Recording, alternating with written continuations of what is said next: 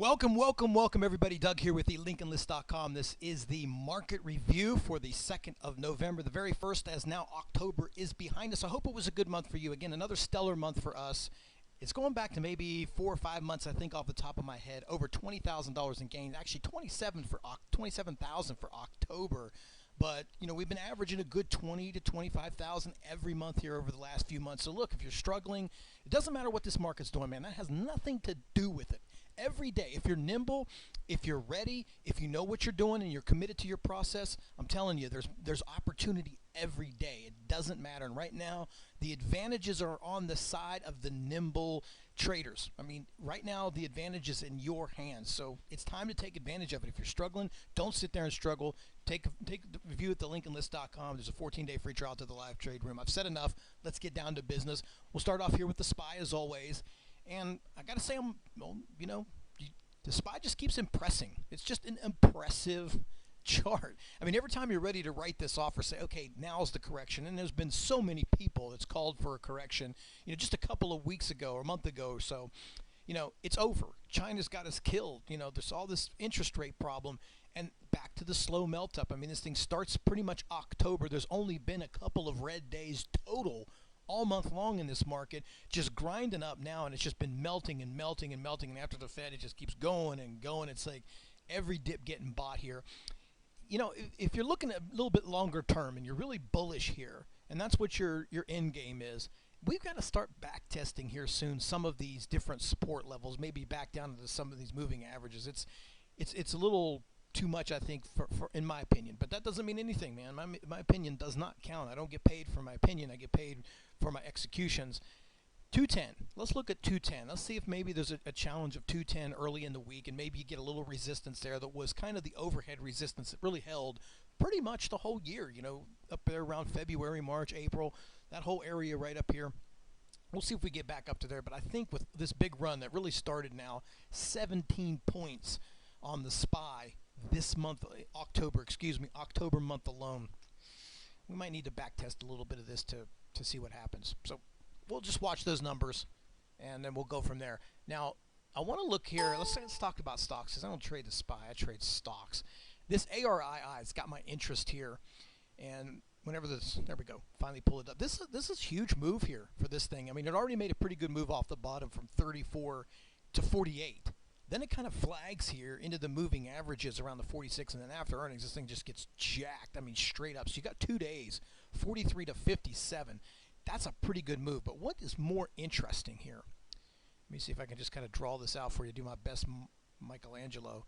You're pretty close to the 60.5 resistance, this peak that you're going back here to. When is May?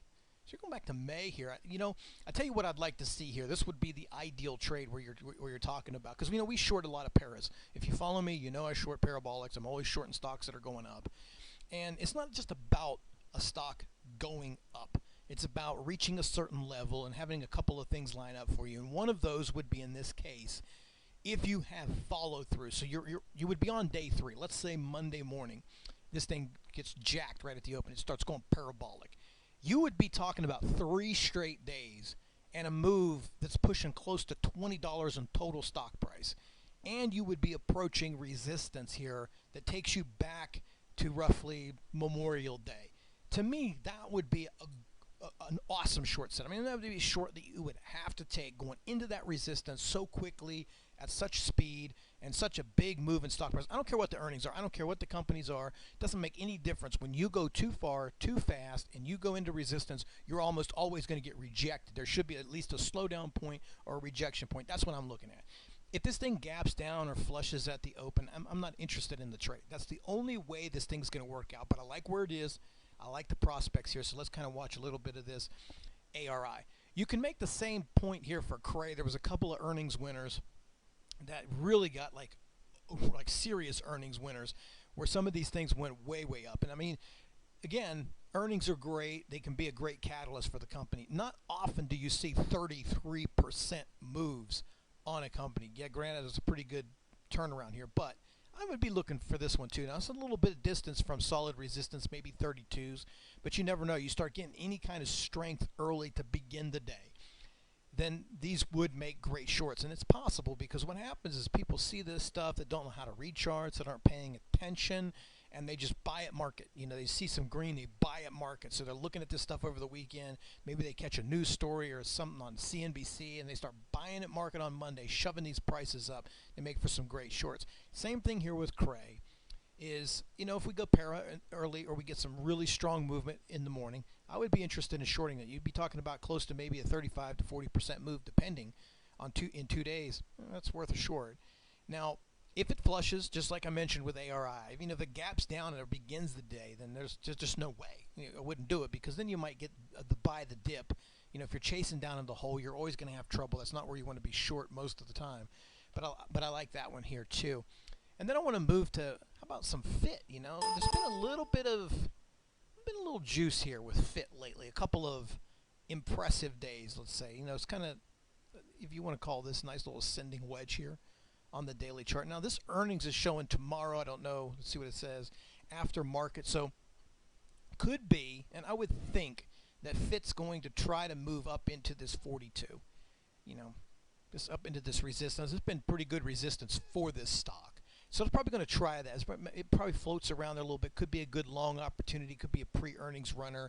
However, I would not hold this into earnings. You know, you just don't know. I mean, it's just too many variables there.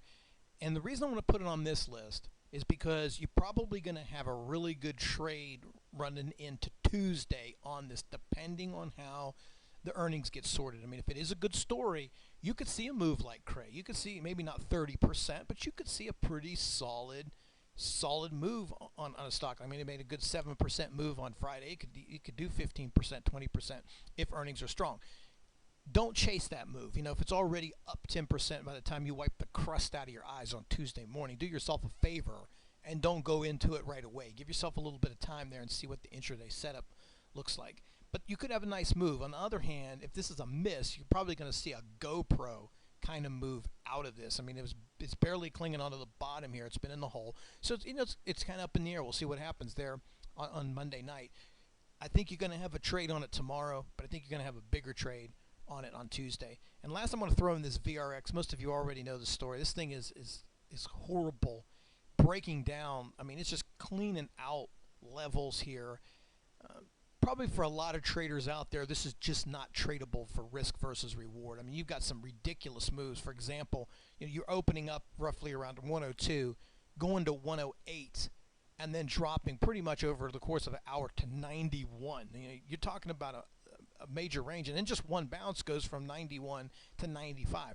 This is a you know, I should say this is a great stock to trade for those that are experienced with a little bit of money. If you're new to the game, your accounts have certain restrictions or something like that, you're going to have to take a different route. This is going to be tough for you to pinpoint, you know, an exact entry. I like this one longer term as a short.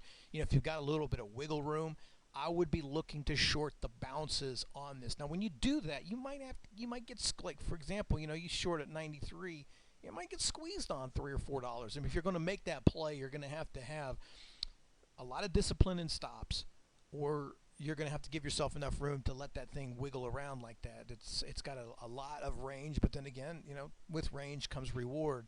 So kind of keep this up here. I think, you know, you're going to see this thing push down towards the low 80s this week, and there could be a lot of opportunity. Just pick your spots. Look at your areas, pick them up on the bounces. Don't shorten the hole on this one, but you should have a lot of opportunity here with VRX.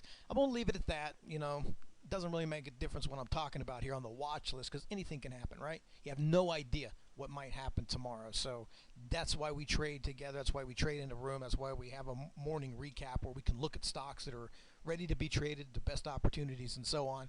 And then we're willing to adapt because what you say now probably not has a good chance of not even happening tomorrow. You're going to have to think on the fly. That's how day traders do it and other traders. So look, if you're wanting to go to another level, take a look at the linkenlist.com. I've said it 100 times before. It's not a chat room. It's a trade room. You're seeing all the trades live on screen. I can't even believe anybody would still do a text chat. I mean, with all the technology out there, why would you type in alerts and information when you could just speak it, when you can just say it, when you can just show people on screen?